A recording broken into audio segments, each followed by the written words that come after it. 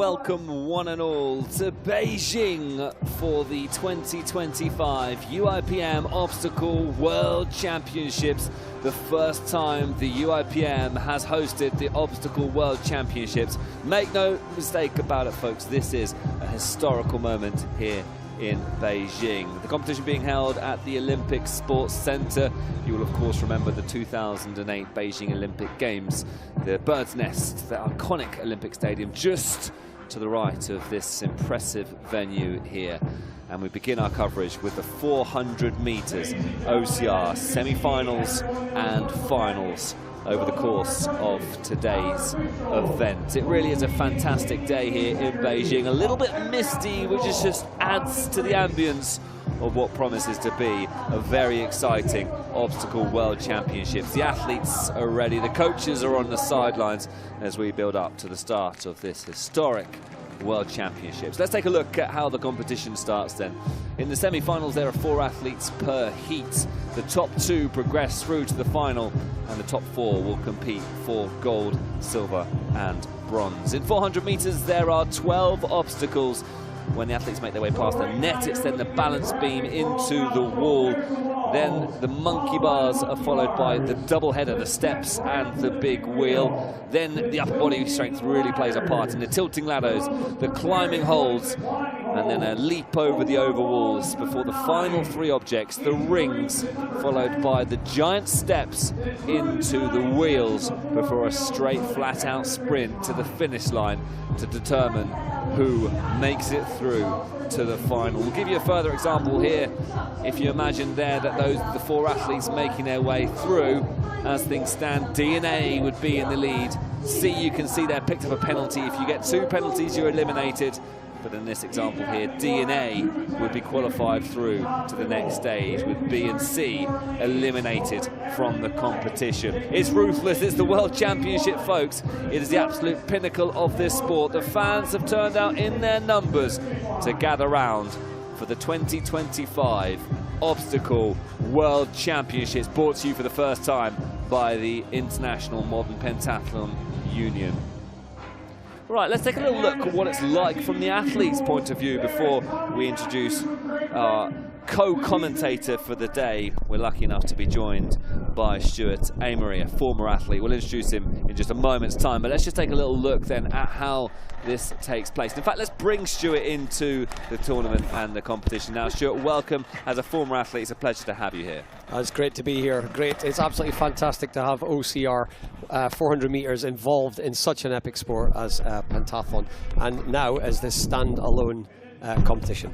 Talk to us a little bit about what it's like as an athlete yourself to go around this track. We've got the point of view at the moment. We're seeing what it's like for the athletes. I mean, it takes every single part of your body to be good at this sport, doesn't it? Yeah, core strength, upper body strength, everything. 100%. You'd think that this is 400 meters. 400 meters, 1 lap around the track is not tiring. Oh my gosh, this is. Speak for yourself. This is testing every single part of your body. Right now we've got Valentino from Italy showing us how to do it on the course. Going from the climbing holds, it's a mix of upper body strength, lower body strength, cardiovascular as well, and then trying to do this racing competitors, and obviously the pressure of trying to get through all the obstacles first time. If they don't, they've only got a second time to do it, and then they get disqualified. So tests. There's no easy part, is there? Even the giant steps, you can see mistakes happen. The wheels, that's a good technique there from the athlete who put the point of view GoPro or head camera on, and then you cross the finish line. If you're over in first or second place in the semi-finals, you're through to the final. But then of course the finals, which will come after the first few heats of today. And there you can see the schedule. We've got semi-finals followed by the finals, and we will begin with semis and end with the elite women's and men's finals. So we will find out who's going to be in the final in the first 4 heats that we see today. And then as the competition progresses, we'll move into the finals, where of course the medals will be awarded. The champions will be crowned. Strap yourselves in, folks. This is the 2025 UIPM Obstacle World Championships, and we begin proceedings with the elite category, Stuart, and these are some of the world's best. They are a mix of ninjas These are the guys you see on Ninja Warrior, a mix of OCR athletes and 100-meter specialists, as well as your pentathletes as well. Tiana Weberly was the first athlete to be introduced there, followed by Beatrice Moyen-Silvestre.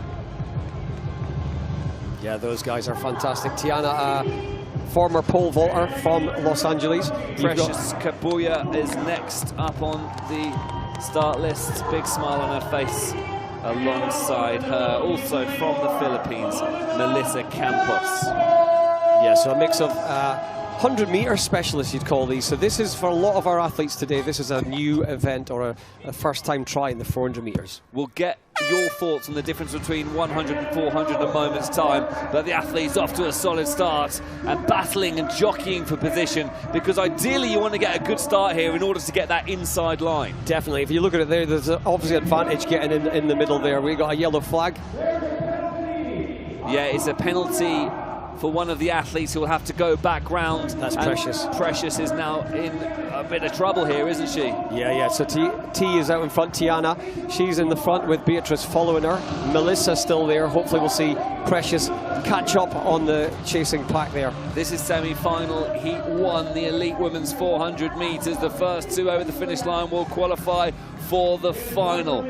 We're making our way through now into the double obstacles, the steps and the big wheel. And you can see Tiana Weberly from the United States of America, closely followed by Beatrice Silvestre. Into the tilting ladders they go. You've got to be careful through this middle part here. You've got to try and keep momentum swinging. If you drop there, then you have to go back round. 2 drops, 2 penalties, and you're eliminated. And in fact, it looks like Beatrice is caught up a little bit there. Yeah, she's done quite well, but never underestimate Tiana. She is quick. Tiana was our fastest qualifier in 2:07, so obviously showing what she did in the previous rounds. So making her way now through the climbing holds. There's only 4 more obstacles for these athletes to make their way through. The overwalls here. Talk to us about this challenge, Stuart, because it looks quite straightforward, but it's not, is it? No, it can be. When you're really tired and you're fatigued, the last thing you want in your way is a wall, and it is a bit of a test. Most of the athletes should clear it. It is a bread and butter OCR obstacle there. So into then the final few obstacles we go. The rings, where you've just got to keep that pace going. It looks like Tiana has got half a foot in the final here, doesn't it? She is a significant gap ahead there of Precious and Melissa. And into the final obstacle she goes, the wheels. Tiana Weberly has been dominant from start to finish and is coasting to the finish line here. Tiana Weberly crosses the line and takes first place. And we will see you, Tiana, in the final. Who is going to get that final qualification spot? It looks like it's going to be Beatrice Silvestre from Canada crossing the line. And those, Stuart, are your top 2 who will be very happy with what they've achieved. They are now through safely to the final. Yeah, definitely. Those 2 were our fastest 2 qualifiers, so it went as the book, with Precious was our 5th fastest, Mel 8th fastest, so it is a little bit of a competition between our 2 Philippine girls, and it looks like Melissa Campos is taking it from Precious all the way across the line. Or is she? I think it's going to be a straight run to the finish line here. Precious! I think just overtaken on the line there in that battle for Filipino dominance. And you can see they cross the line. Well, we're going to have to go to our photo finish. It does, camera. But again, as we said, it doesn't make a difference. Yeah, they it? are out. So Tiana Weberly and Beatrice Silvestre confirmed as first and second. They'll be through to the final. And a very solid start to the competition. That will mean something to those 2 Filipino athletes, won't it? Yeah, definitely. I tell you what, they're actually probably happy that they can now rest for the rest of the day and come back strong for the 100-meter competition. So talk to us whilst we're looking at the replays about the significant difference between the 100-meter and the 400-meter, because you do have 100-meters specialists in this sport, don't you? This is the first time 400 meters have been at an Obstacle World Championships, I believe. Yeah, it's the first time as a major championship. It has been run for quite a while, so it is new to a lot of the athletes. I spoke to some of the athletes and they were like, this is my first time at giving a 400 meters a go. But yes, a lot of these athletes are powerful over 100 meters, doing it in 30 to 35 seconds. This being over 2 minutes is a huge endurance event for our athletes. Very lucky to have Stuart Amory here with us in the commentary box, a former athlete, a coach, amongst many things, also works as a broadcaster within the sports, as we now can introduce the athletes for the second half of the draw, if you like. Heat 2, the elite women's semi-finals. Kasia Jonazic is followed by Lotta Kokomor from Poland and Germany respectively. In lane 3 from Italy, Federica Toni. And then from the authorised neutral athletes, finally in this heat we have Rusudan Besalia. Those are your 4 athletes battling for a top 2, and again, the athletes in lane 1 and 2 will be the ones to keep an eye on here, Stuart, based on their qualification times. 100%. We've got 17-year-old Lotta in the lead there from Germany, but one of our queens of the sport is Kasia, who is on the inside lane, and as you can see, off the first obstacle on heading to the balance beams. Looks like she's managing her pace a little bit here, not giving too much in the running. I think part of it is not overrunning, although you see Lotta just picking up her pace heading into the wall. Lotta is a bit of an unknown quality, so Kasia has raced her a couple of times, but Lotta is on the way up, and this is what's exciting about watching Lotta. Young 17-year-old athlete, did very well in Croatia. I think she was 3rd in the 2025 Spartan World Championships, but she is racing the experience of Kasia. Brilliant insight there from Stuart. So Katarzyna and Lotta pretty much neck and neck at the moment, not really too worried. You wouldn't have thought about the chasing pack at the moment as they relax into their rhythm. This is a race that's very firmly split in 2 as we head into the tilting ladders. Having said that, respectfully to Federica and Rusudan, they are keeping pace, and if there's a mistake on the tilting ladders, that could then cost one of these athletes a place in the final. So this is by no means over, folks, as they head into the climbing holds. Yeah, doing really well there. Kasia is our 2nd fastest and Lotta is our 3rd fastest qualifiers. So it's kind of like they're just sort of thinking, as long as we're in the first 2, we can get through and we'll see them later on in the final if all goes well. Kasia then moving into the over walls and starting to build a bit of a lead over Lotta Kokomor from Germany, who is in 2nd place in that final qualification spot for the final. Into the rings Kasia goes, and keeping that race, that pace steady. Lotta not willing to let go of that potential win, and this could be a little insight into what we see in the final. Over the giant steps, 1 obstacle still to go then for our pre-race favourites, and this is a really solid time from Kasia Jonazic of Poland as she sprints towards the finish line to take the race win in 1:25.630. Lotta closing in on the finish line. A quick glance over the shoulder to make sure no one's sneaking up on her. She finishes in a 1:36, pretty much flat on. And here comes the battle for 3rd. Federica getting ahead of Rusudan, and not much in it between those 2. And an as you expected result for the 2nd heat, the 2nd semi-final. Yeah, 100%. Like I said, Kasia is a master at all this. 100-metre OCR champion in 2023.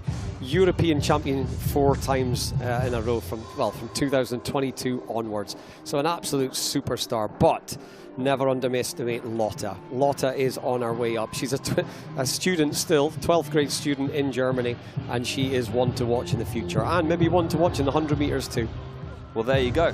Well summarised again by Stuart, and we have our lineup for the final. If we have a look back at it, it was Tiana Weberly from the United States of America and Beatrice Moyen Silvestre in the 1st heat, Kasia Jonazic and Lotta Kokomor, who will be lining up against them. So there you have it.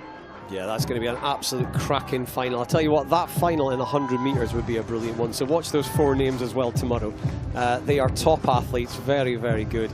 And it'll be much, much closer with those times as well. There you have the results then from the first 2 heats. Those will be our finalists, as we mentioned just a moment ago. Congratulations to Katarzyna, Tiana, Lotta and Beatrice. Katarzyna, of course, affectionately known, as you might have noticed, as Kasia. So our first 2 heats done and dusted. The elite women 400 metres finalists are decided. We will find out who wins that later.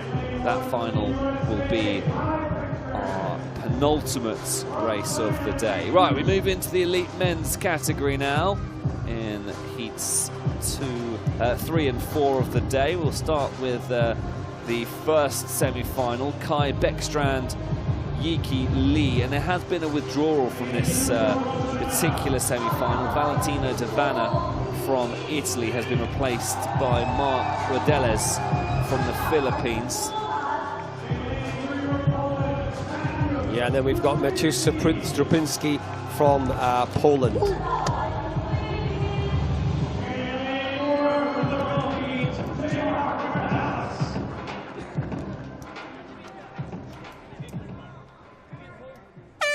Here we go then, underway, and you can see Beckstrand, Lee, Rodeles and Kofoed have got themselves into a bit of a flat-out raid then. So, a lot of confusion going on there, especially having Kai back there. That is a bit of a surprise. Well, it's been a very solid start there from Rodeles, who came into the competition as effectively a lucky loser, didn't he? Yeah, I think it's not. Who we got in the front row? I think that might be Jeffrey Regino. I think there's been a bit of confusion, but we'll continue. We'll carry on. Philippines is absolutely flying through here. Into the tilting ladders he goes. So yeah, absolutely smashing it. There we got Kai catching up, his true ninja background, making it look easy, catching up with the athlete in front. There you go. There's the ninja technique as you see him flying on from the climbing holds onto the next one. Not even choosing to take the inside lane as well. This is quite new to Kai. Kai is a specialist in Ninja Warrior, as you've seen on TV. There is 2 Beckstrands as well, so Luke will be coming on the next heat. No spoilers there, but check him out on the rings. Here we go. So yeah, as he heads on, making it easy. He was in 3rd place at one point, but absolutely flying now.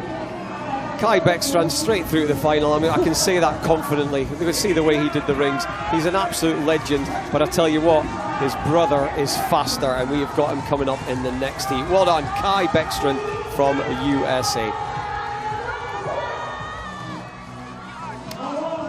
Yeah, so well done to all of our athletes. Next athlete, number 2 there, that is Yiki Lee from China. And then we had a little bit of a confusion where with the Filipino athlete coming in now. I think that is Mark Rodeles. Yes, it is, as we can confirm, number 4. A little bit of a mix-up on our sheets. We had a late pull-out. The athlete who you saw in our demonstration video, he's the one that's pulled out, Valentino Devana. So a little bit of a mix-up. But as we can see, our athletes straight through into the next round. And well done to Maciej Strupinski as well. So just to clear things up there, Leon Kofoed will be taking part in the 2nd of the men's elite semi-finals. Yeah, that is us just clarifying there. Our sheet here is slightly wrong, but Leon will be going in the next one. Maciej Strupinski was in this race. So yeah, looking good. A little bit of a confusion what happened at the start with on our side as well as the athletes there. Kai crossing the line, shaking his head, not looking too happy with what happened, I think, round about the balance beams. But as you can see, the true strength of Kai Beckstrand coming in. Must say, very impressed by the speed of Kai Beckstrand, and if his brother Luke is even faster, it could be a real battle between those two a little bit later on if Luke does follow in his brother's footstep, which you would pretty much expect at this point. Now you can see Kai a little bit frustrated with the performance, but it's all about getting through to the final. He'll look to make improvements. Right, let's clarify then who is in this 2nd heat. We've got brother of Kai, Luke Beckstrand, in place in the 1st lane. You can see him there on your screens. Brandon Hulley from South Africa is in lane 2. In lane 3, we've got Leon Kofoed. No, sorry, it's Jeffrey Regino in lane 3. And then here comes lane 4, Leon Kofoed. Legend in the sport, very good at the short course, the 3K short course, very, very good athlete. So let's see how he gets on. So here we go then, folks, the 2nd of the 2 men's elite semi-finals, and off they go. A sprint start from those 4 athletes. You can see Kofoed a little bit further behind, but he will look to make up space. And athletes from the Philippines there has got himself a bit of a tangle coming out there.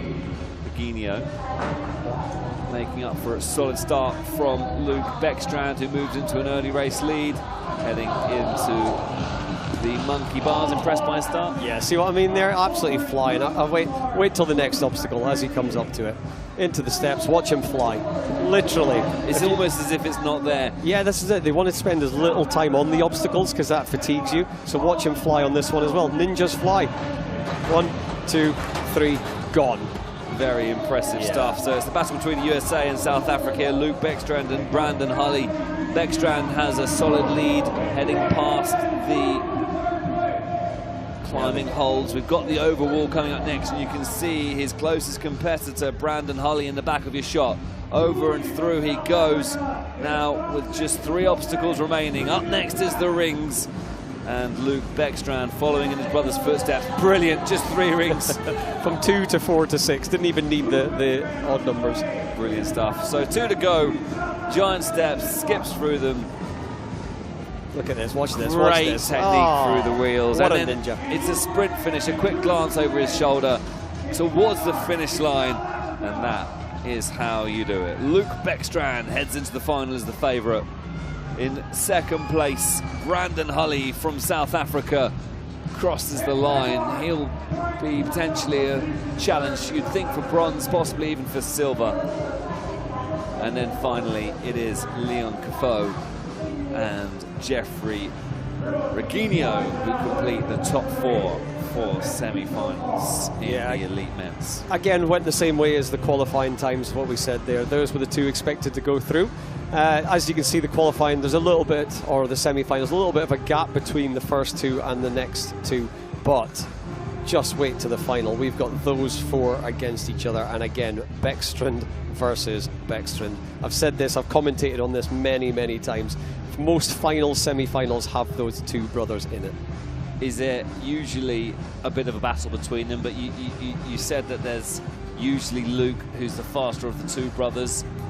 Yeah, I met or saw Kai in Dubai, and he flew, and I didn't know there was another brother. A bit unknown about the ninja world, and then when I heard there was another one, another Beckstrand, they had an epic battle semi-final in Gothenburg this year, the OCR World 100-meter Championships. They were absolutely flying, and the little brother, the younger brother, Luke, took the result from Kai, and then Luke went on to become the world champion. So absolutely fantastic, but yes, always bragging rights between those 2 brothers.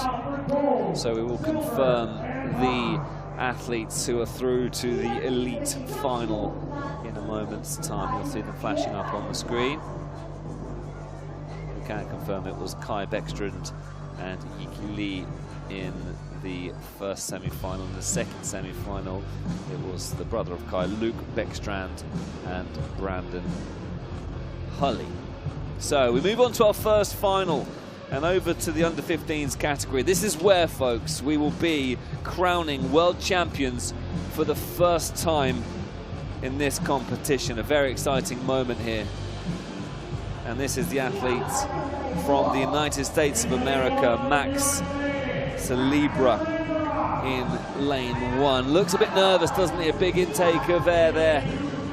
Xavier Collins from New Zealand in lane 2. Alongside Xavier is Oleg Prokudin from the authorized neutral athletes. And then our final athletes in lane 4. It is, of course, Chang Ki-han from China. Here we go then, the buzzer is played out and the athletes are underway straight away into the nets. Solid start from Max Celebra, who did look a little bit nervous on that start line, but has relaxed into his rhythm now. And into the balance beams he goes, and there's a little bit of a slow balance beam there from Xavier Collins of New Zealand, who's dropped back a little bit. Yeah, when you said Max Celebra's looking nervous, he's cool as a cucumber. Max he's a phenomenal athlete at the age of under 15. Seen him before, absolutely flies. Watch him again, one of the ninjas, straight through here, not a problem. Watch the next obstacle as well, as he heads on to the tilting ladders. One of my favorite ones to watch with the ninjas, because they try and do it in 3 steps. Here we go. 1, don't let me down. 2, and 3. Thank you, Max, just on cue. Obviously, obstacle has been inserted into pentathlon, so it's interesting to see the difference in the styles. This, of course, the Obstacle World Championships, the 400 meters. Max Celebra has controlled the pace from beginning to end as he now makes his way into the final part of the course. He's built up quite a gap into the rings. 1, 2, landed just 2 rings on the way through.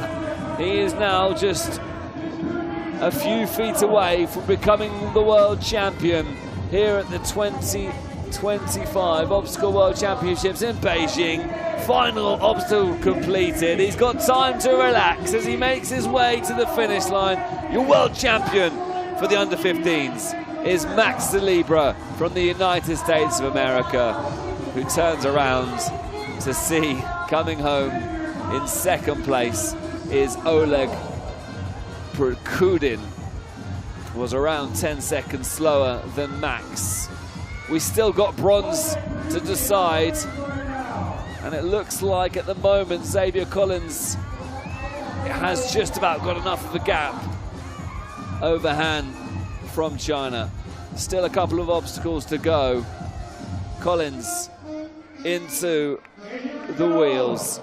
Loses a little bit of pace. As long as he doesn't fall here, he should be okay. And there we go, brilliant stuff. So Xavier Collins sprints to the finish line to pick up bronze at the World Championships. Gold is Celebra, silver is Prokudin, and bronze goes the way of Collins. 4th place will go to Han, who can still hold his head up high. 4th in the world still sounds pretty good. That still sounds pretty good. I don't think I've ever been 4th in the world. 4th in my household, I don't know either. And there's only 3 of you. Exactly. No, I've got a cat. No, I haven't. Here we go, an interview then with the winner.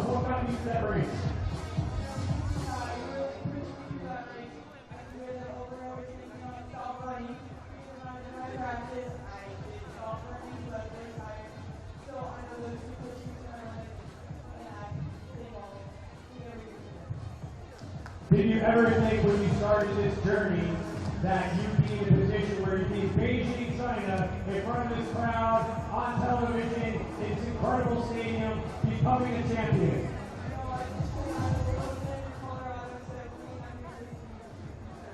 What do you want to say to your friends back in Colorado?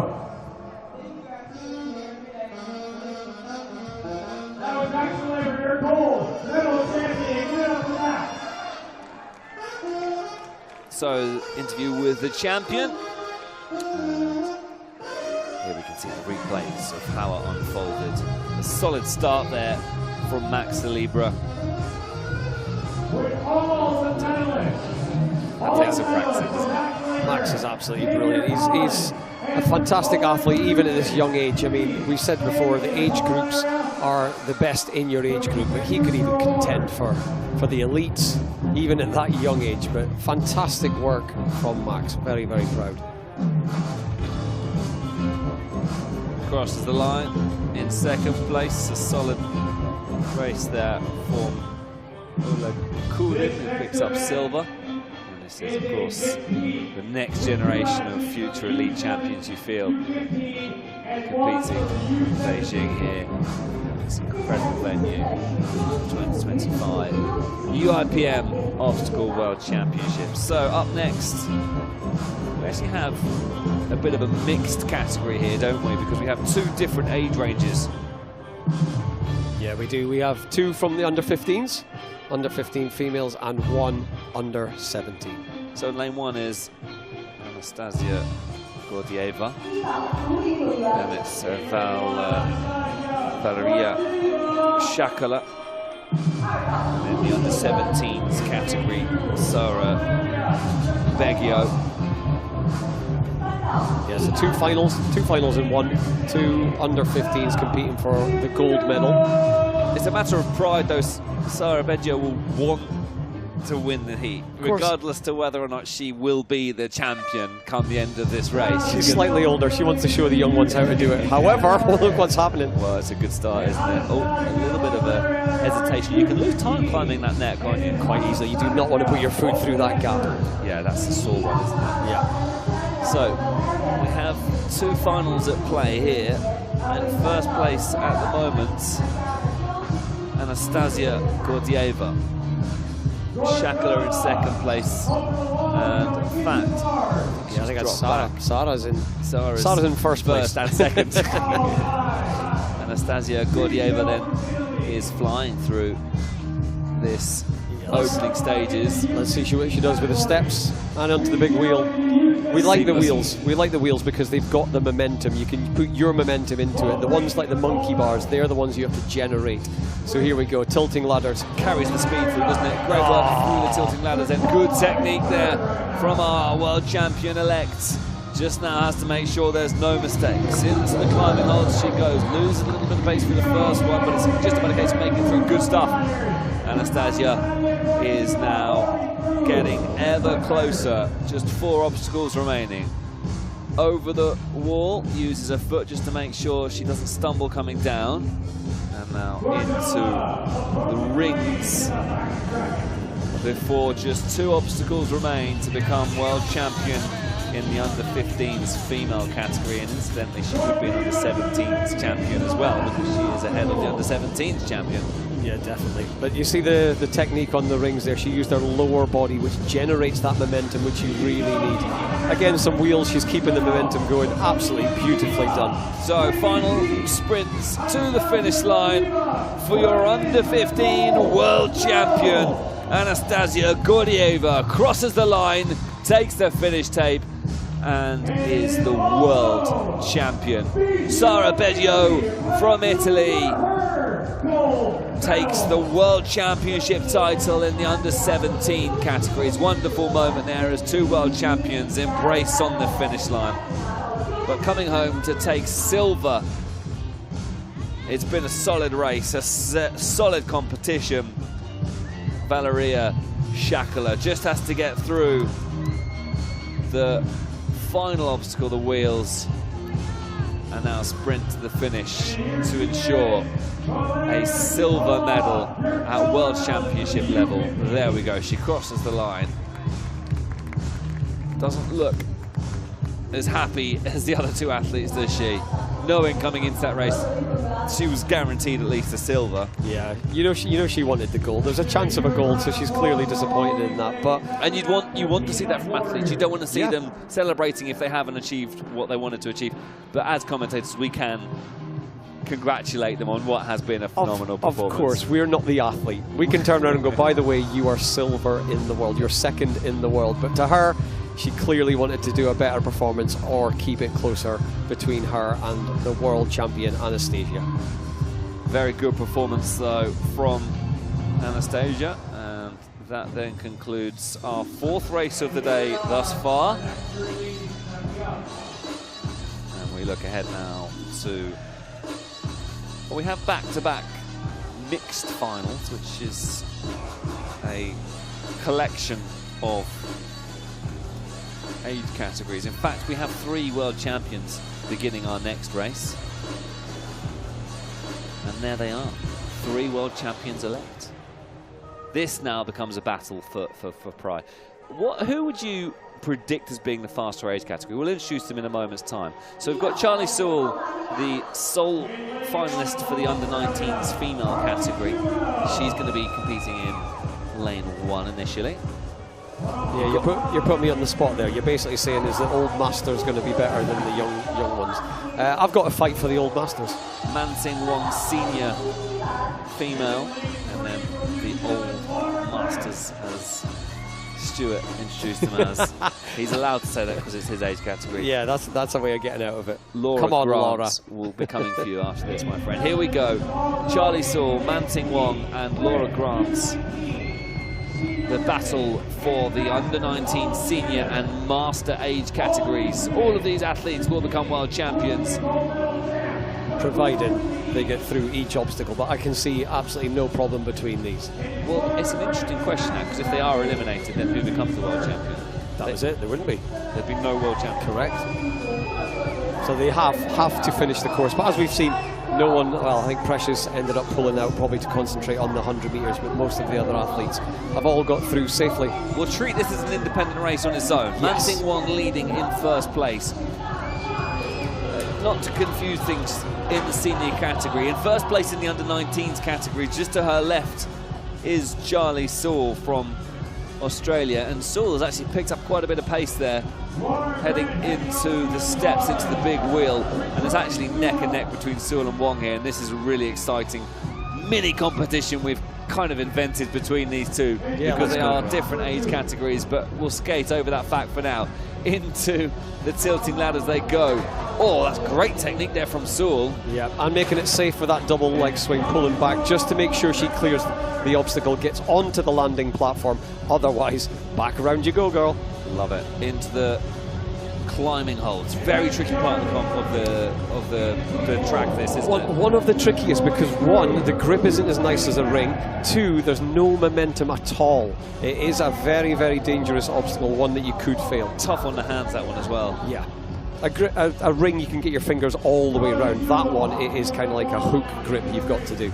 And for those of you new to this sport, welcome to the community, but it's very wearing on the hands, this sport. You have to build up some momentum, and actually Sewell just taking a moment there. She just compose herself. It's a big leap just to get on the rings, but once she's up, she looks fairly confident here, making her way through. Wong arrives now, and it's all about getting up and onto that ring. Yeah, don't underestimate the height of these rings. Some of our athletes really struggle just to get up to those rings, especially the smaller females, for example, but making no bones about it, absolutely flying through is Charlie. So Charlie Sewell now on to the final wheel, and there we go. She's through, and your world champion in the under-19 female category from Australia. Congratulations to Charlie Sewell. A time of 1:55.3. Manting Wong from Hong Kong, a time of 1:59.620. And then, so there you go. See, third world champion. The effort to get up there. She's got to make sure she does it. You're not a world champion until you cross that finish line. So let's all get behind Laura. Come on, Laura, you've got this. Laura Grant of New Zealand is about to become a world champion. She makes her way through the rings. Giant steps will take a little bit of extra energy away from her. She's through the giant steps, and just one final obstacle to go for Laura Grant of New Zealand to secure herself world championship status. First wheel completed, second done, building momentum now, third swinging into the fourth, lands it, and celebrates, because she knows now that that is the World Championship crown. Laura Grant of New Zealand is the Masters female world champion, and didn't she earn it in the latter parts of that competition? Yeah, fantastic effort there. Well done to Laura, well done to Manting, and well done to our other world champion in Charlie Sewell. Brilliant stuff. So 3 world champions crowned, and we're making our way nicely through the competition now. Up next. Yeah, we are moving into another mixed. We've got 3 athletes, but there is a race for gold in this one. We've got an under-19s male. We've got 2 in the junior male category. So one of our under-19s just has to complete the course, but then there will be a battle for gold in the junior men's. This is our 8th race of the day so far. Yeah, look at our world champions, all happy. Of course they are. That's a great picture there, isn't it? 3 world champions from 3 different countries celebrating together.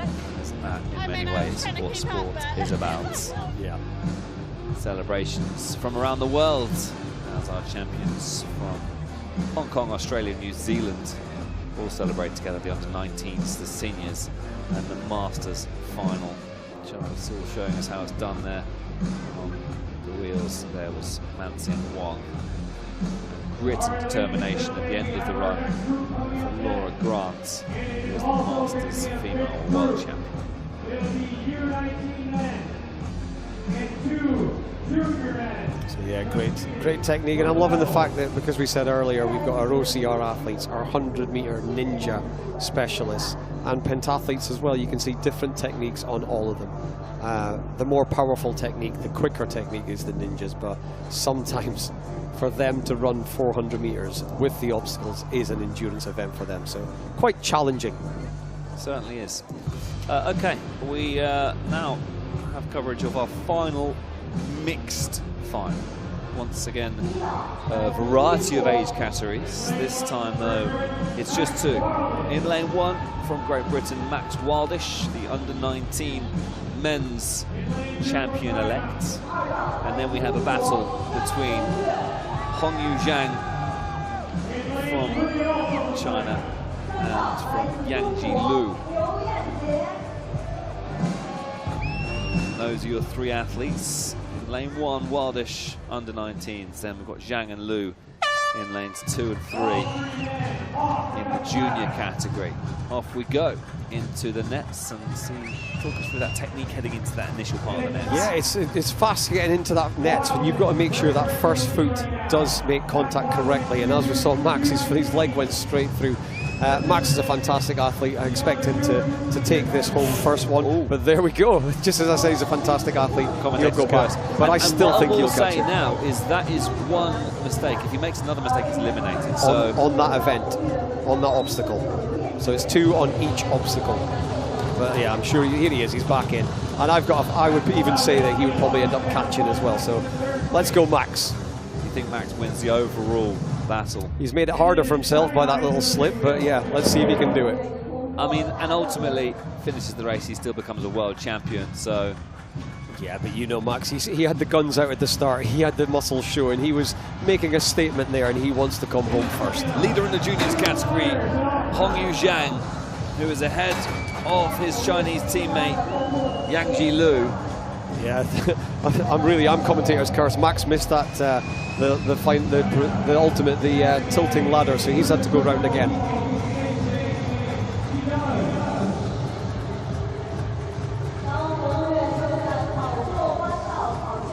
So, making his way now towards the back end of this course, clears the over walls and will launch himself into the rings now. Can he keep that momentum going? He can. Takes his time a little bit here because he's built up quite a lead here. Yeah, he has. He's way ahead of Max after me saying it. Maybe Max had the confidence that I had, and maybe too much confidence has let him down. But then again, skip there through the giant steps. This momentum carrying through to the wheels, and it's been an excellent, dominating performance, an absolute sprint to the finish for your world champion, Zhang Hongyu. Yeah, definitely. I've just learned an important lesson, haven't I? Never say who you think's going to win and who's going to do it, because it's not happened here. Irrelevant to that, though, he will become the world champion. Max Wildish through the final obstacle. Obstacle 12, the wheels, lands it. A hop, a skip, and a run to the finish. 1:26.5 for Zhang. Max Wildish comes home, and he is your world champion in the under-19 men's category. Yeah, well, you've got to try and read those emotions there, because possibly a sense of disappointment because it wasn't the performance he would have wanted to have put in. It's irrelevant, he's the world champion. Yeah, you can see it. He's eating a bit of humble pie there, but he's happy. He'll be going home to his friends and saying that he is world champion, and I will never say that he is going to be fastest one across the line. Zhang Hongyu, understandably delighted, and it was such a strong finish from Zhang Hongyu, and his teammate Lu Yangji has been eliminated. So those are your two champions, the junior and the under-19s men's champions. Yeah, I think the lads on that one found the tilting ladders quite tough. It is a difficult one, especially if you go for it and try and only use the first bar on each one. I think that's probably what happened. So unfortunately, one of our athletes got eliminated there. So we've still got 2 gold medalists. There is our champion there, under-19 champion, Max Wildish. Well done, Max. So well done to Max, and well done to Hongyu, our 2 world champions. Brilliant technique there from Hongyu Zhang.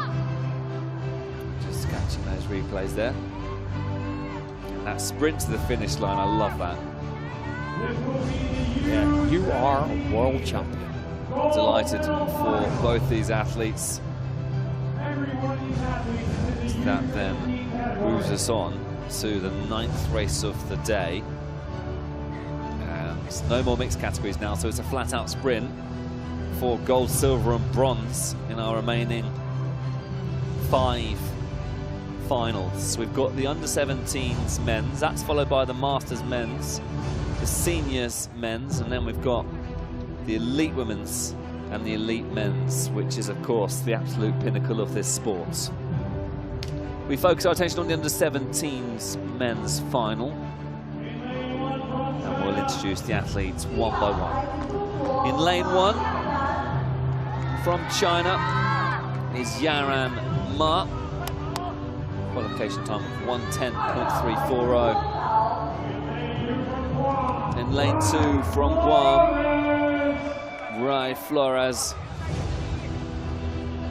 Very quick in his qualification time, 105. But anything that he can do, Kleb Rollier will feel he can do better in lane 3. And this could be a good battle between these 3. Filip Drzewiecki in lane 4. Those are your 4 athletes in the under-17 men's final.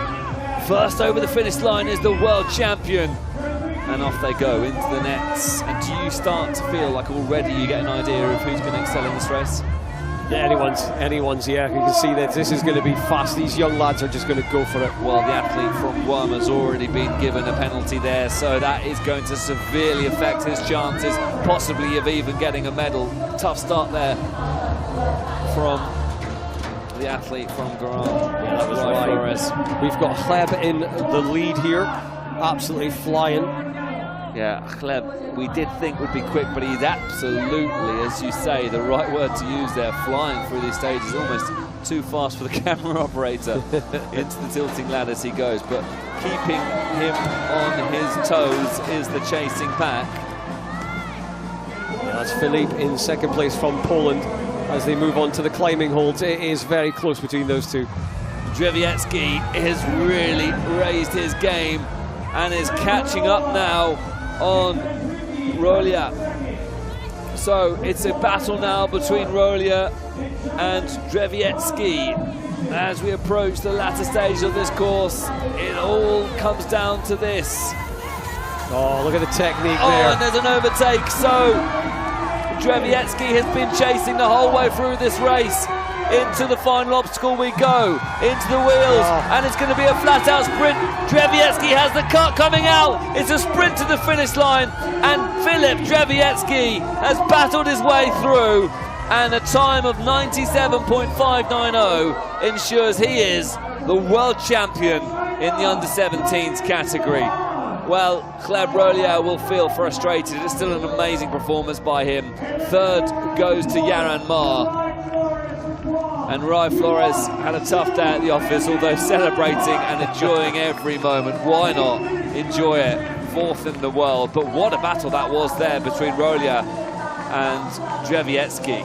Yeah, Filip Drzewiecki, if you saw that maneuver on the rings, he basically went for a risky technique, and that risky technique, he overtook him on the obstacle of the rings. He went for it. I would love to see a replay of that move.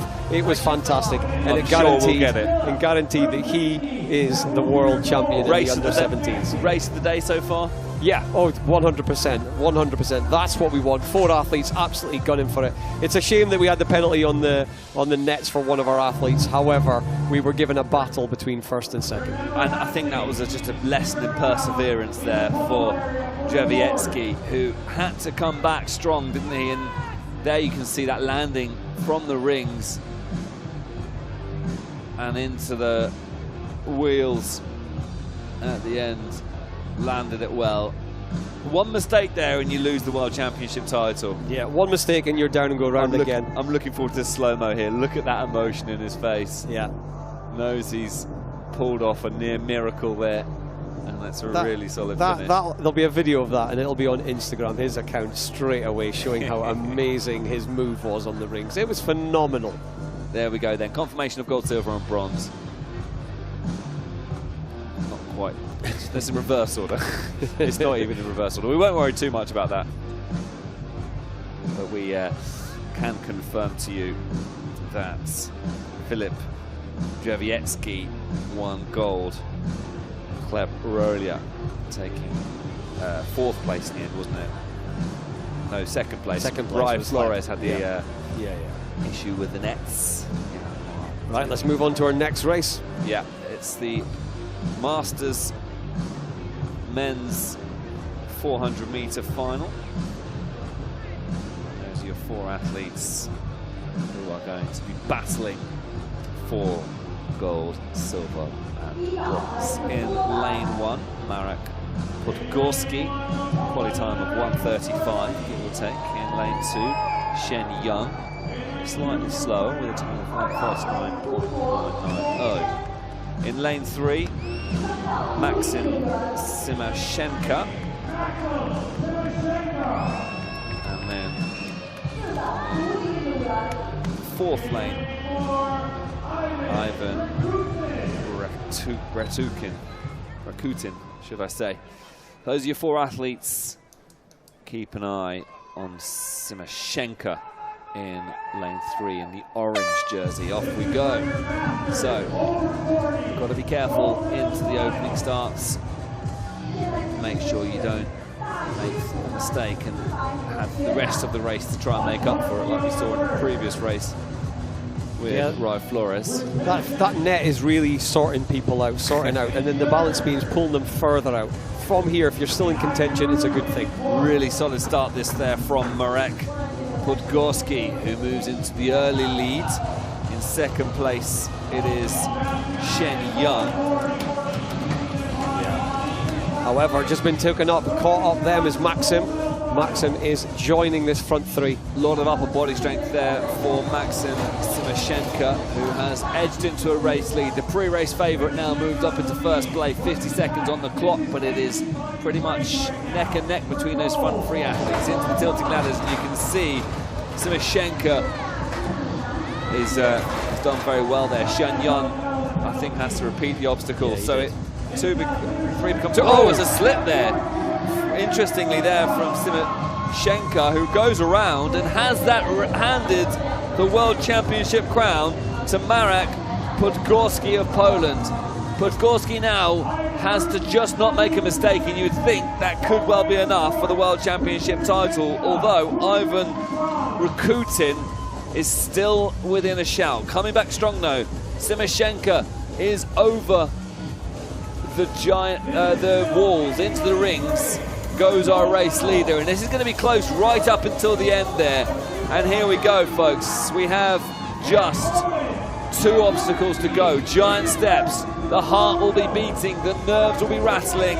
Into the wheels goes our potential world champion now. Marek Podgorski has been consistent and solid and upset the odds and takes the World Championship crown in style. Excellent stuff there from Podgorski. In the end, coming home in 2nd place is Simashenka, who you saw slipping, and that has cost him the World Championship crown. Ivan Rakutin takes bronze.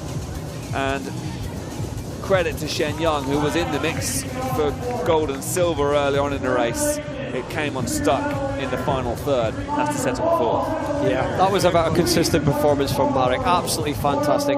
Nothing crazy, nothing silly.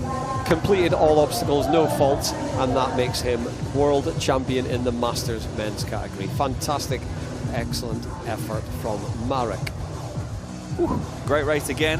So that concludes the Masters final. We next move on to the seniors. We only have 3 races to go. This exhilarating sport, blink and you miss it. Goes past in a flash. Time goes quickly when you're having fun. It does. It's an exciting sport. This is Ninja Warrior on a grander scheme. This is what, 1 minute, 2 minutes of exciting obstacle techniques, different techniques, jeopardy, risks, As we saw, some athletes going for it, some athletes overtaking on obstacles, using that technique to win. But a very, very happy world champion, Marek Podgorski from Poland. Brilliant stuff. So, we'll just see the replays there of second place coming over the finish line. Yeah, that was Maxim, followed by Ivan Rutkin. Yeah, very happy man. I'm sure that was "I'm world champion" in Polish. Brilliant stuff. So there's confirmation of your top 3. And next we move on to the seniors final. Yeah. Looking forward to this one. We have basically 4 athletes in the senior men, and I don't want to give any spoilers away, but they're all from China. So I predict first, second, and third is probably going to be China, followed by China. So here we go. Here's our start list right now. So Zhu He, Yang Wan, Zhen Wu, and Zhizhen Jin will be our 4 athletes competing in the senior men's final. You can see it was quite a close gap in their qualification times, so it'll be interesting to see who gets a solid start and who takes advantage in the earlier stages. Zhu He in lane 1, a qualification time of around 1:15. Yang Wang, 1:17, looks absolutely hyped. Love to see it. Yes, guys, come on. Zhen Wu a little bit slower, 1:29.2. Could this be the battle for third? Can Zhizhen Jin make up a little bit of time in the race? Keep your eyes on lanes 1 and 2 in the early stages of this race. Zhu He and Yang Wan into the nets and battling for dominance in the early stages of this senior final. We then have the elites after this. So as predicted, He and Wang battling for... Yeah, it is a battle for that gold one. The 2 predicted, lane 1 and lane 2, they are still first and second. The times look like it's going to be a battle for gold and a battle for bronze. Really solid race between these 2 now, as they were only a couple of seconds apart in their qualifying time. Yeah, definitely. Here we go with this technique on the time, the tilting ladder is brilliant. Again, just using 3 bars. There's 12 bars on option, and they just go for the first one on each tilting ladder, which is fantastic. So Wang perhaps with a good grasp on this race, but Zhu He keeping things interesting heading into the latter stage of this race. Over the walls, we have 3 obstacles remaining. Yang Wan now just a matter of seconds away from the World Championship crown. A little bit heavy into that first ring. Doesn't lose too much time though, perhaps a little bit sore in the shoulders, that one. Yang Wan now over the giant steps. Just taking his time now into the wheels. You can feel perhaps maybe a little bit of fatigue sinking in, but he takes a quick look behind him to realise he's got a bit of time to spare and he's enjoying it. He's like, come on, keep up. Oh, he's made it interesting on the line. Oh my goodness me. Yang Wan encouraging his teammate perhaps a little bit too much, nearly being caught out by Zhu He. Oh, that would have been a very interesting twist there in the tail. I think Yang Wan, I was nervous for him. Yeah, I was thinking he's looking behind, he's going to take it easy across the line, and he almost lost his World Championship title by encouraging his second place compatriot to try and beat him, and almost did. Ah, that was brilliant. I love that. Nearly caught him out, didn't it? We'll see the replays of that over and over, I'm sure. Celebrate, but just learn from that perhaps. Yeah, he's giving himself a slap in the face, and maybe it should have been a little bit harder. Gives himself a slap in the face. His teammate nearly gave him a slap in the face on the way past. A proper one. Brilliant stuff. So Yang Wang is the champion, and it started with a slap. Nearly had a slap halfway through or towards the end, and Wow. ended with the slap. Lovely angle that, by the way. You can see that battle on the tilting ladders. Solid work there through the tilting ladders for Yang Wan. Yeah, really good there. Great technique. I mean, absolutely nothing to fault with the way he got through. Apart from this bit at the finish line, this could have gone viral if he had got overtaken. Look at him challenging him. He's actually going for it. That shows you when you've got momentum, it is hard to start going. And yeah, he would have been tired from that exploit of the 400 meters, but that was a very, very close and a good hug. And I'm sure plenty of banter later on. There goes the slap. We're getting replays of many different angles of the slap. Yeah, you literally nearly got slapped by you second place Zhu He there. But yeah, well, I enjoyed that one. That was fun. I hope you guys did at home as well. That was brilliant racing, and a little bit of jeopardy at the end. So we've got the athletes for our elite women's final next. They of course came through semi-finals earlier, and we'll introduce them one by one as they make their way out onto, there we go. So Tiana Webley in lane 1, in lane 2 is Kasia Jonazic, lane 3 is Beatrice Moyen-Silvestre, and then in lane 4 is Lotte Koch-Moore. Yeah, this is going to be an epic final. Predictions? Oh man, you've put me on the space. I'm going to go for Kasia. I think our second fastest athlete is going to take it, but never put anything past Sweet Tea, Tiana here. She is an absolute flyer. But Beatrice and Lotte is the unknown quantity. Only 17 years old and absolutely looking strong. But yeah, you're a fool if you put your money away from Kasia, but Tiana is looking strong. I'll give you an inside information. Tiana is nursing a bit of a hamstring injury, so hopefully that doesn't come into play. But let's see how our fantastic women go on. USA, Poland, Canada, and Germany.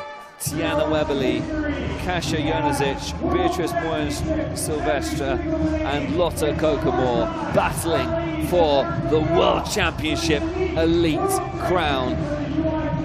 And away they go, and it is a battle between Canada and the USA at the moment. Tiana Webley races into an early lead, followed closely by Beatrice Silvestre. And this is a good battle now as it heats up 35 seconds into this final. And Tiana Webley has opened up quite a gap there. A big turn of pace for her heading into the next part of this course. This is super pace from Tiana Webley, who is absolutely flying. Into the tilting ladder she goes. Now, how much pace will she lose? You feel perhaps here that Beatrice could close up that gap. She's got good technique for those tilting ladders, and she has closed up that gap quite a bit now. But yeah, Tiana keeps that pace going throughout after the ladders. T was being very safe on that one, so that's probably what you need to be at this time. Kasia had a little bit of a problem on the net, but they are catching them now. Lotte Koch-Moore has made her way back into the proceedings, but Tiana Webley with another turn of pace as she sprints off into the distance. Over now the oval walls. We've got 3 obstacles to go before we're on the verge of crowning our champion. Tiana Webley into the rings. First ring, second ring. Misses out the third, straight into the fourth.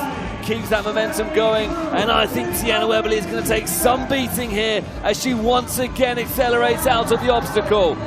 2 to go. Into the wheels now. Surely this is Tiana Webley's race, but coming back strong, it is Beatrice, but I think it's going to be Tiana Webley. It's going to be a strong finish here. Webley right up until the line, but she's got enough of a gap, and Tiana Webley is your world champion, and in some style. Really, really solid race out there, and it was in fact Katarzyna who takes second place, Lotte third, and Beatrice Silvestre takes fourth place. We're going to leave it to you, but I'm pretty sure it was Katarzyna who took second place there, for you to confirm. Yeah, we'll just check that look back. It actually looked like Beatrice there. Bit of confusion on that one. I need to make sure with that one. All eyes were on T there. She was absolutely flying. So here we go. Here's the replay. We'll get more confirmation on that one. So here they go on that start again. This is where Kasia struggled. That one little slip with the leg, and that is what cost her there. But T on the inside lane, absolutely flying, keeping it really, really easy, really, really consistent. Absolutely safe there. I mentioned the hamstring injury, but there was nothing shown in that. And here she goes with that technique, grabbing the rings, and then if you've watched the lower body swing back to give her that momentum, eyes on the platform, down she comes. And it was Kasia coming in through in second place. Strong finish there from Kasia. Kasia must have got her on Beatrice on one of the other obstacles. But look at the smile, the elation from our American athlete there, T. She's been in the sport of ninja for 10 years now. And this was her second time ever racing 400 meters. And look at that, she is world champion. Great embrace by two absolutely fantastic athletes there, Kasia and Tiana. Tiana looking up to the sky. Fantastic, brilliant effort. Go ahead and jump. Brilliant, absolutely fantastic. So that is your elite women, and that is correct in the scores there. Tiana Weberly, world champion in a time of 1:21.490. Kasia Janozic from Poland in second place. We have Lotta Kokomor, a lot to come from Lotta. Only 17-year-old, 18 at the end of this year in December. Absolutely flying. And then in fourth place, unfortunately missing out the medals, is our Canadian Beatrice. So absolutely fantastic female elite final. We will be doing interviews with our top females. James is heading down there right now as we look at this beautiful setting. We've had a couple of days of heats. There was 200-meter courses earlier on, one closer to the stands that we're seeing right now. That has been removed. The 400-meter course is obviously playing its part today, and it will be removed, and then we're all on there. So now we're going to hand over to James with the interviews with the elite women. Well, Sienna, many congratulations. An epic race, an epic performance by you. Just summarise how you're feeling. You look absolutely delighted you're the world champion. I am so grateful, through the moon. You know, God is great. He allowed me to be here and just give me this ability to run. And these ladies are phenomenal. So just privileged and honored to run with them. Just talk to us about the battle with some of the other athletes that you experienced today as well. You had to keep going right up till the end. The sprint finish needed to make sure you won the title. Yes, I knew Kasia. She's an amazing athlete. I know she had a really fast time in both the qualifiers and the semis, so I knew I had to get out hard and try to hold her off, and thankfully it worked out well, and look forward to another season. And the first time obstacle obviously has been under the UIPM title. It's been a very exciting event and a really exciting future for this sport. I'm so excited for the future of the sport. It's incredible being at a place where the Olympics was, and to see it getting into the Olympics in 2028 is just so exciting. So can't wait to see how much the sport grows. Congratulations, you're the world champion. Enjoy it. Thank you so much. Thank you. Thank you.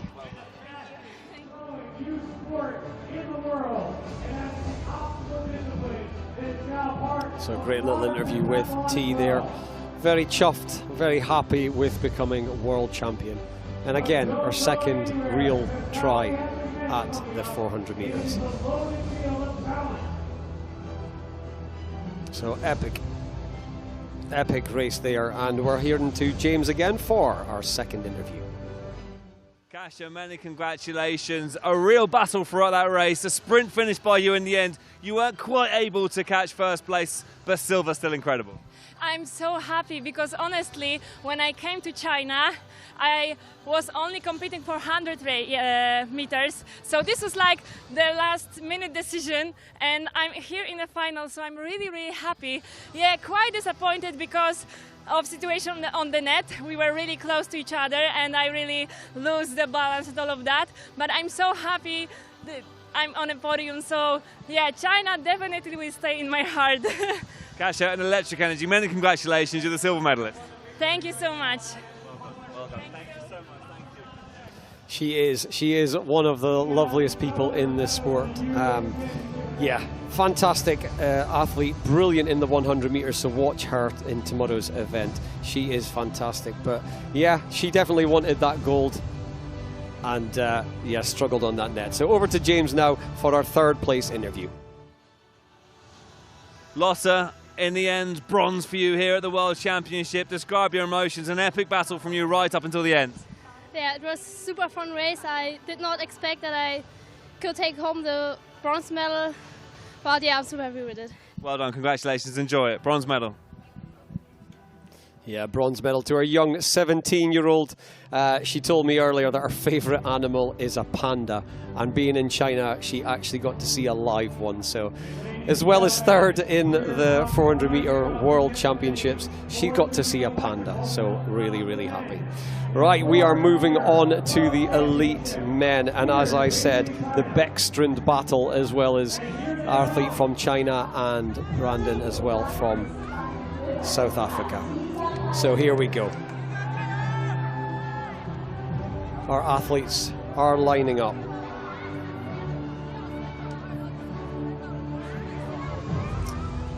We have Kai, we have Luke, we have Brandon.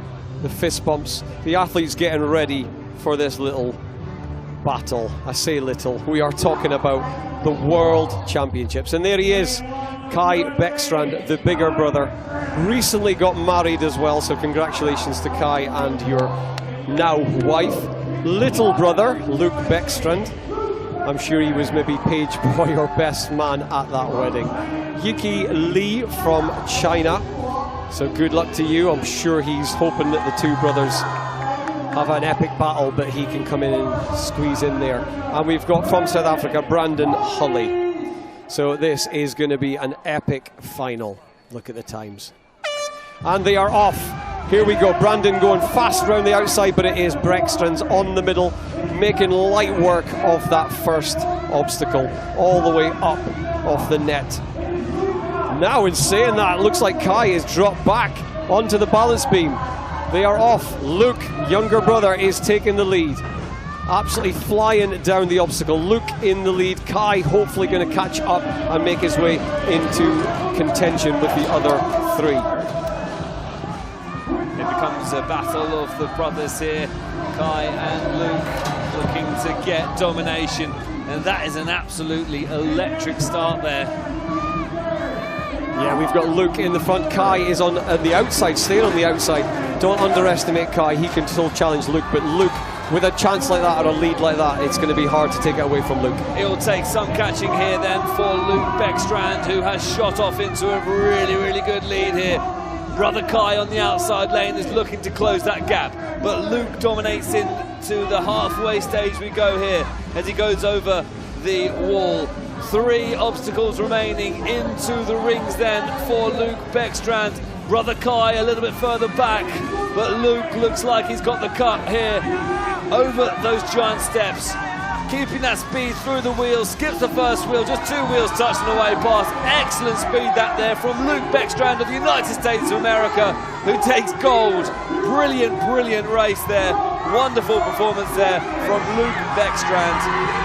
And the battle is on for the third place. If you look now, here they come. Who's going to take the third place? It's Brandon. Brandon got third place. So absolutely fantastic there. We had younger brother Luke taking it, followed by Kai, then Brandon, and then Yuki Li in 4th place. Epic final. That is our final of the day. And I think that was a deserving one, the two brothers. The bragging rights, I heard in an interview, what did they want between the two of them? What's more important in first, second and third? It was representing your country and winning, beating your brother or prize money, and it went in that order. Representing the country was most important, then beating the brother, then the prize given. Look at the strain on Luke as you can see the little smile, wry smile from Kai, but Kai struggled here. This is catching a lot of athletes. That net is a very cleverly put in obstacle there. And as you can see a couple of times there, Kai struggling as he makes his way over the obstacle. Very confident from Ninja there. No hands. Do not try this at home unless you're safe. And as you can see, he made his way down to the ground. Brilliant Ninja technique. What you want to do is you want to get through these obstacles as quick as possible. The longer you spend on them, the more tired you get. And as we see, Luke is an absolute master in seeing this. I want to see the next obstacle. The big steps there as he heads to the final obstacle. Oh, he just missed it, unfortunately. But yeah, he makes such a light work through it, both Beckstrands. But the bragging rights goes to world champion Luke Beckstrand. So there we go. Brilliant picture, as you can see, with his brother in the background thinking, the next dinner party we have, he's going to bring it up again. But brilliant event by both Beckstrands, and a brilliant fight for that third place between Brandon and Yuki Lee. There we go. The brotherly love again. You beat me again. Absolutely fantastic. Well done to those. So we have got Luke Beckstrand, OCR UIPM world champion here, OCR 100 meter world champion, set in Gothenburg. He won the world record, or he got the world record of 23.690 on that course, and current Spartan world champion. So it really is Luke's year this year. He has done absolutely fantastic. And again, to have a brother chasing you and probably pushing you in the gym to compete, that is why first and second are the Beckstrand brothers. And again, if you think that battle was epic, wait until tomorrow's 100 meter final between the two of them. It will be brilliant. And we've also got all these other amazing athletes. So, ladies and gentlemen, it is now back to James to get the interviews from our world champion. Well, Luke, congratulations, you've done it. You're the world champion, and you looked absolutely sensational there. How happy are you with your performance? Thank you so much. I'm super happy that I could get it done in this 400 meter event. I'm so happy. Many sort of conversations about you and the rivalry between you and your brother Kai. Obviously you're brothers, but it's good to get one over your sibling, isn't it? Yeah, he's such an incredible athlete. I wouldn't want to go up against anyone else. I'm super happy that I could come out on top, but he's still crushing it and getting second place, yeah. What have you made of this World Championships here in Beijing? Does it feel like obstacles gone to another level, obviously the collaboration with the UIPM now? Oh yeah, for sure. It's just super amazing. These courses have been great, and I'm just so happy to be competing in Beijing. It's awesome. Luke, delighted for you, the world champion. Congratulations, my friend. Well done, man. Well done. Congratulations. One of the humblest young men in the sport. Absolutely fantastic. Really chuffed for him. And yeah, you're going to see his brother as well. A lovely guy. Recently got married, Kai, so again, congratulations. But well done to world champion Luke. And here comes your second place, Kai Beckstrand. Well, Kai, congratulations. An amazing race from you. If you're going to finish second behind anyone, you're probably going to choose your brother. Sibling rivalry aside, you must be delighted with the silver place. Oh, absolutely. I mean, we came here to go 1 and 2, regardless of how that played out. And fortunately for Luke, he was able to take the win on this one. I'm going to come back a little bit stronger for the next competition. But definitely not handing it to him. He's definitely worked for everything he's achieved at this point. And so he's earned it for sure. How much does it mean to you two as brothers to be competing at an elite level like this, to be first and second at a world championship? Must feel amazing individually and as a family. Yeah, absolutely. I mean, we train together in everything that we do. I know exactly what he's capable of. We push each other. No better training partner I could ask for, and he's my brother at the same time, so couldn't think of a better duo. Well, listen, you must be very proud of yourselves. Your family you're watching back home must be very proud. Congratulations, mate. Silver here at the World Championships. Absolutely. Thank you so much.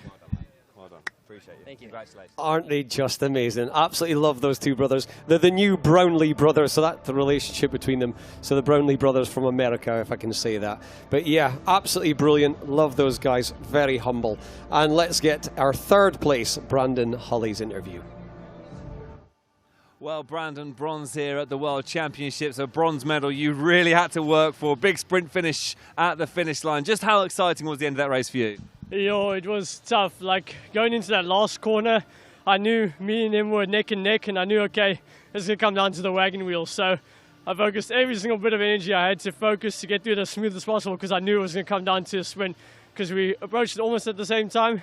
So I knew this is the make it or break it moment.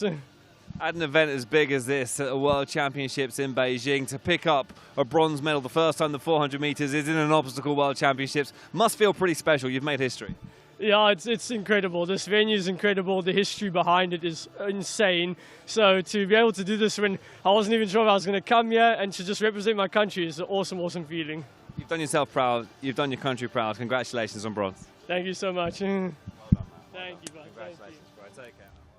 Oh, loving these interviews. Absolutely humble guys, all very worthy of the title of world champion, second and third.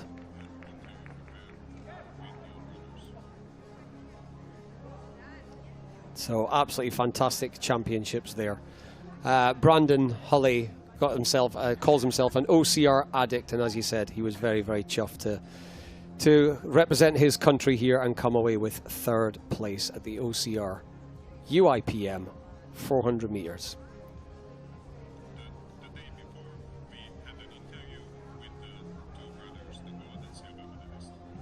So, ladies and gentlemen, we're going to cut now to an interview with those fabulous Beckstrand brothers. My name is Kai Beckstrand. My name is Luke Beckstrand. So me and Luke were both competing in the 100-meter OCR and the 400-meter OCR. Yep. We're super excited to be here. Such a cool place. I'm excited to get out on the course. Yeah, super cool to be competing on some of these obstacles that we've had experience on before. Some of them are a little bit new, and just competing on this facility is just a crazy experience. It's a beautiful location, and we're ready to see what we can do. Me and Kai always traveled together to all these amazing places, and we compete against each other. Our top competition is each other. We always go head-to-head. We training back at home, always. Super fun. We always go back at it. Yeah, so like he was saying, we compete at all the same competitions. Even our last competition, we went first and second place. Little bro taking a little bit of an edge on me, so hopefully we can go 1 and 2 at this competition again, and we'll see who takes first, who takes second. Oh, yeah. So love that little interview between Kai Mohawk and Luke Smash. Absolutely fantastic brothers, really, really good, and really, yeah, as you can see, you're falling in love with them already. Now we're going to head to an interview we had earlier, conveniently, with the female world champion in the 400 meters, Tiana Weberly from the USA. Hi, my name is Tiana Weberly, and I am from the United States. I will be competing in the 100 and 400 meter races. I'm so excited to be here. The venue is amazing. I can't believe we are walking where past Olympians have walked and competed. It's so exciting, and I just love this OCR community. It's just amazing to be with them and get to travel around the world and compete with them in amazing places like this, so can't wait. I'm excited about the courses. They're a little different than what I've done before, at least for the 100 meters. So I'm excited for the new challenge. And then the 400, I'm really excited for because I haven't done that discipline a lot. And so I'm very excited for that distance and to see how it goes. The obstacles look awesome too. So yeah, that was Sweet Tea, Tiana Weberly from America, saying that she's not really done it very often, the 400 meters, and there she goes, absolutely smashes the 400 meter course and becomes the world champion here at the UIPM World Obstacle Championships. What I would say, I've obviously made my way back from the interview position now, is this sport has showered itself in glory in terms of the venue, in terms of the delivery of a world championships in this capacity. Obviously the first on the 400 meter final, such a big occasion with the collaboration between the UIPM and World Obstacle, which is of course now going to be in the Olympic Games from LA 2028 until the future. It's a really good collaboration between two sports, and really enjoyable to watch it on this grand scale here. Yeah, in this massive city in this amazing country in China. It's just been fantastic to watch. Do you know, I'm sitting here commentating on this and thinking, I did an obstacle race in 2007. It's a long time ago, and here we are at this level. What was it like in 2007? Describe as an athlete how that felt. Obviously, it would have still been amazing, but just so we can visualize the growth. Yeah, it was a fun activity. Yes, there was the championships, but it was all about the 3K, the short course, and the long course, the 15K course. Your longer sort of muddy courses, hills, all this sort of stuff. Now we're at a level where it's like Ninja has come into it as well. The speed across the course is fantastic. The 400 meters, even though you think 400 meters is not an endurance event in an Olympics, you put some obstacles in there, you saw most of those athletes crossing the line absolutely gassed. It's phenomenal to commentate on. It's absolutely brilliant to see. And tomorrow's 100 meter course, that is going to be epic, absolutely epic. It's obstacle condensed, isn't it? It's you don't have a moment to breathe, because the sport flies by in the best possible way. In 2025, you want adrenaline, you want speed, you want athleticism, and this has everything. It's a joy to watch, and it must be so much fun to compete in as well. I'm sitting here, you're talking there, and I'm giggling ahead of what is going to be an absolutely amazing competition.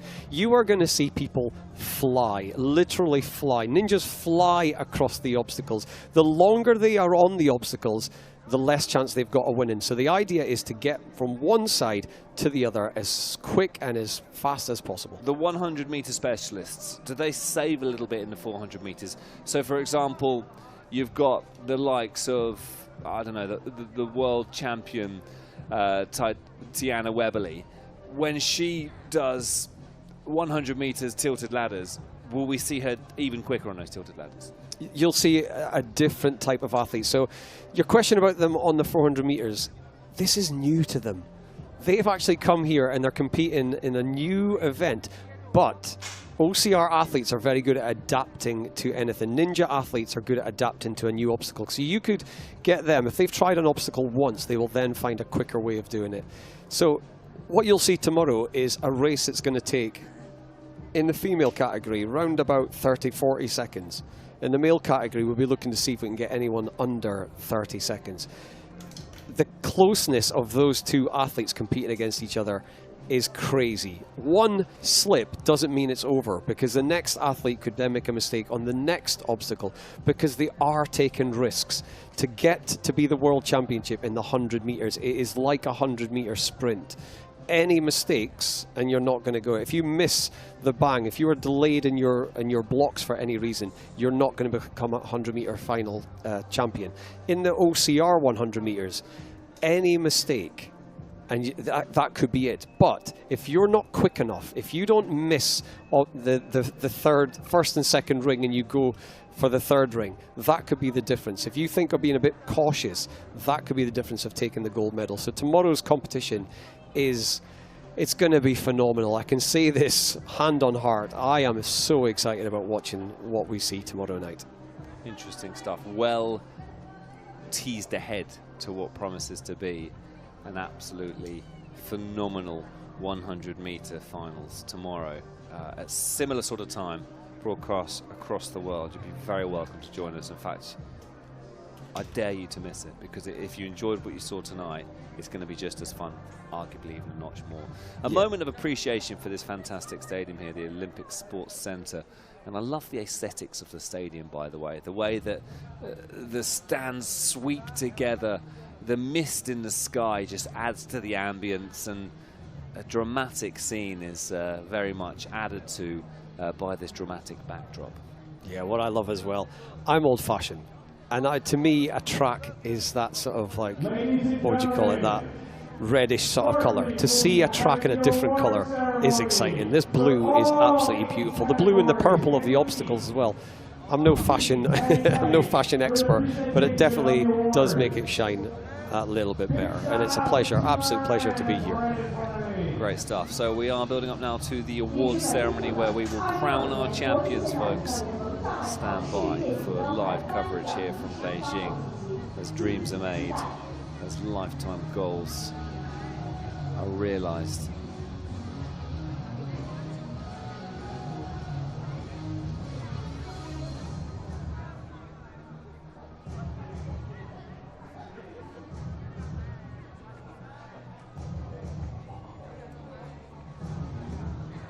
So we are getting close to the start of the ceremonies, and before we begin with the ceremonies, we are going to remind ourselves of how the action unfolded.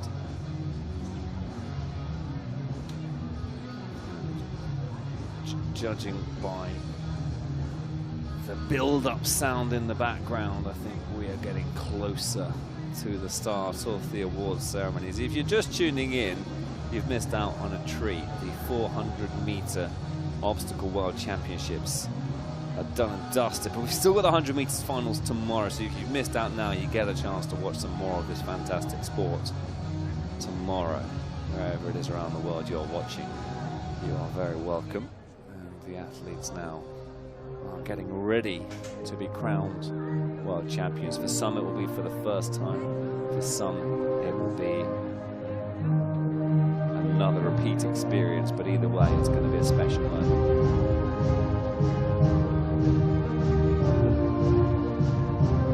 The calm before the storm, if you like. There's been a storm on show today here at the Obstacle World Championships. Some really exciting finals, some really exciting races. We're going to crown the elite champions. Congratulations to Tiana Weberly, United States of America, who won the title for the women's elites. Luke Beckstrand edging brother Kai in the men's final. Brandon Hulley taking third. Yuki Lee just missing out on bronze in front of his home crowd. And these athletes compete all over the world. They work hard for this world championship status. This isn't just a one-off day for them.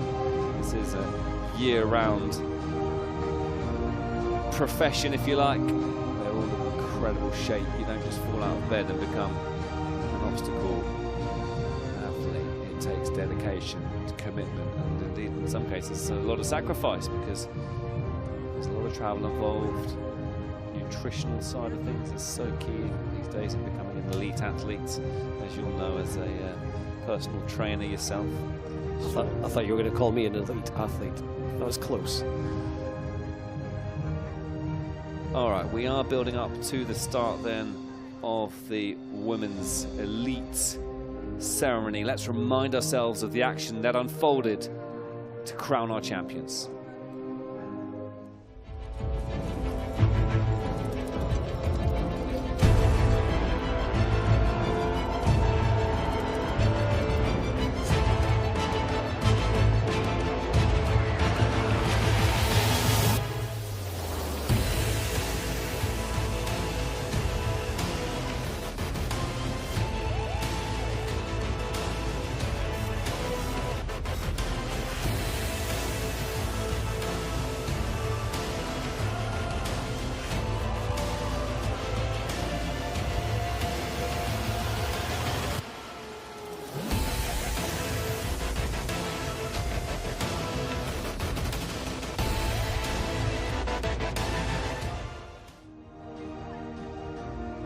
Great memories for our champion-elect, because of course they're not officially champions until that medal is placed over their necks. Up next,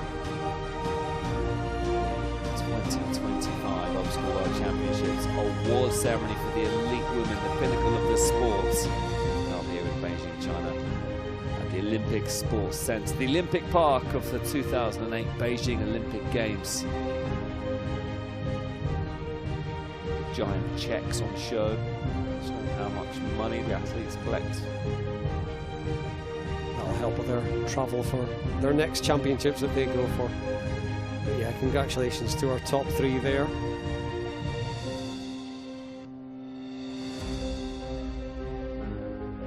So here we are, the setting looking fantastic with our purple and yellow scheme there.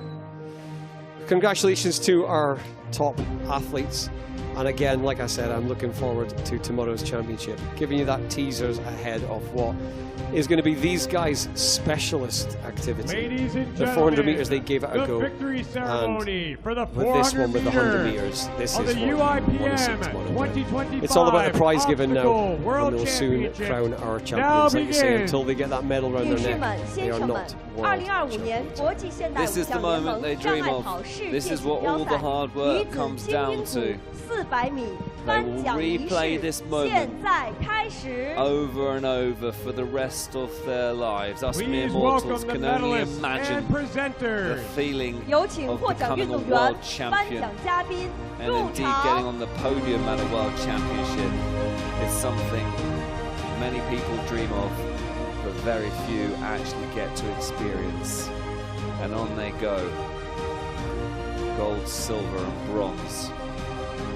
The medal will be presented First up by then, 为获奖运动员颁发奖牌的是 Rob Stoll, we welcome the president of the UIPM, UIPM President, Rob 国际 Stoll, 现代五项联盟主席。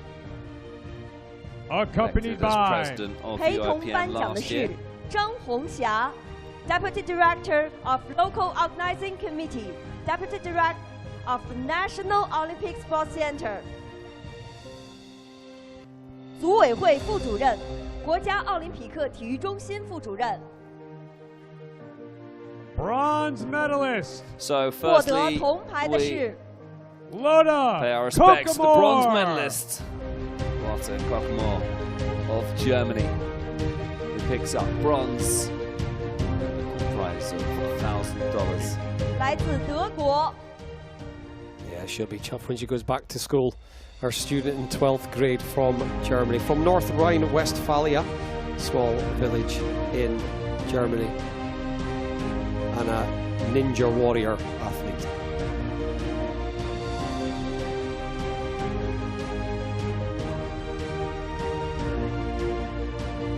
There it is, a check of $1,000. She'll be using that to head to the zoo and see some more pandas.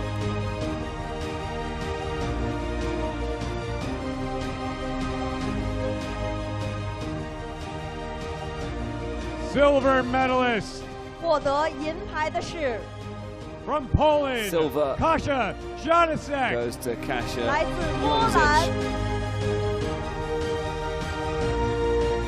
of Poland, who really gave it her all. Very pleased with silver. One of our most decorated 100-meter competitors, current 4 times European OCR 100-meter champion. So fantastic today in the 400 meters, but wait to see her tomorrow. She's already taken a check of $2,500. Keep your eyes on And your Kasia tomorrow, but it's all about medalist the 400 获得 meters. 金牌的 And 是 it is from silver the for United Kasia. States of America, Tiana Weberly. 美 And 国 gold, your 2025 Elite Women's Obstacle World Champion, Tiana Weberly, from the United States of America. Congratulations, Tiana, world champion, stunt woman, former pole vaulter from Los Angeles, currently living in Austin, Texas. So again, world champion. Congratulations, sweet tea, Tiana Weberly. Cool check of $5,000.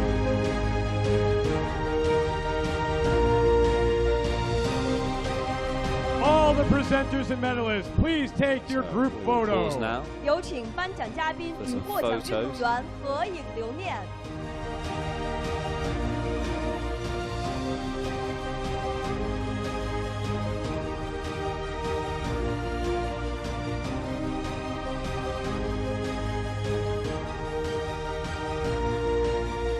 Thank you to all the presenters. 感谢颁奖嘉宾， And congratulations to all the medalists. 祝贺获奖 So 运动 that 员。 concludes the 400 meters finals at the 2025 UIPM Obstacle World Championships in Beijing, China. A brilliant day, a brilliant sports. The future looking very, very bright, as well as the present as we crown our champions.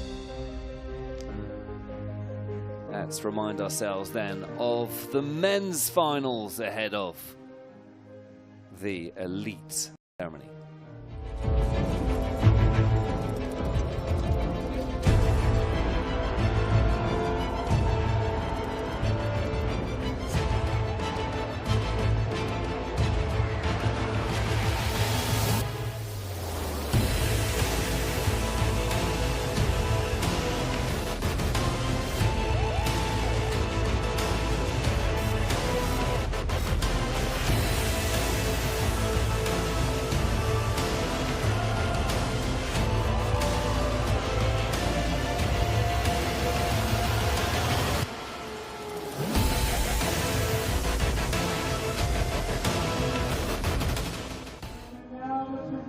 There we go. That sets up the ceremony nicely, doesn't it? Of the UIPM 2025 Obstacle World Championship. Men's 女士们、先生们， elite 现在进行 champions. 2025年国际现代五项联盟障碍 I 跑 call 世 them 界锦标赛 champions as a 400米 collective 精英 because 组 in my 男 mind 子 they're all 颁奖 champions, 仪 but there is 式 of。course only one world Please champion welcome the medalists who we and will crown in a presenters. moment's time. 有 It is 请 of 获 course 奖运 Luke 动员、 Beckstrand 颁奖嘉宾入 alongside 场。 brother Kai. Brandon Hully taking bronze. Here we go then. On to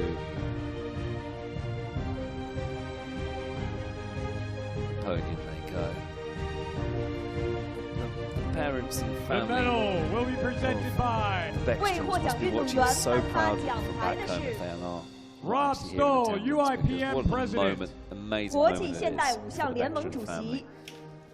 Rob Stoll, Accompanied UIPM by president. 陪同颁奖的 Ceremony once 是 again. 张斌 ，Deputy Director of LOC, President Chinese Modern Pentathlon Association, 世锦赛组委会副主任，中国现代五项运动协会主席，国家奥林匹克体育中心副主任。 Bronze medalist 获得铜牌的是 from South Africa, Brandon Hully. So your bronze 南 medalist. 非 An exciting end to the race, and I'm delighted Brandon Hully picks up bronze. Impressive performance by Hully. Brandon Hully, fantastic. There. Says he calls himself an OCR addict.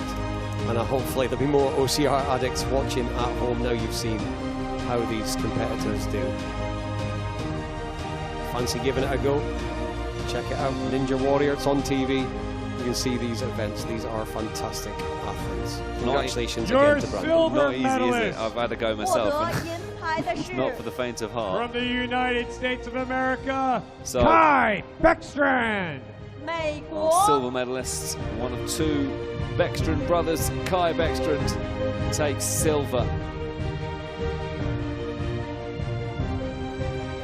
Yeah, congratulations to Kai. And again, we said it earlier, but recently married, so the Beckstrands did have a celebration. There's another celebration. Your boys are 1 and 2 in the world in the OCR 400 meter event.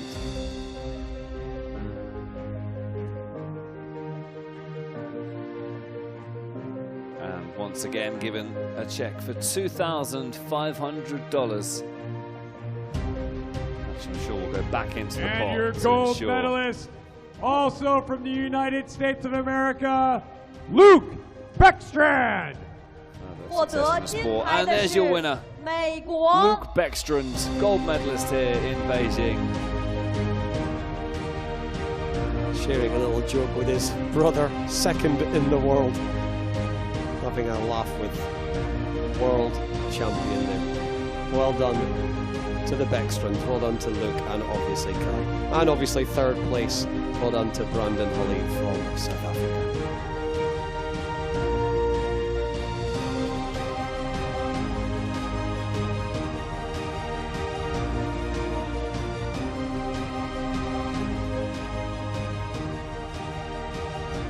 Would all the presenters and medalists please take So your a group wonderful photos. moment 有请颁奖嘉宾 for the 获奖运动 Beckstrand 员。 family.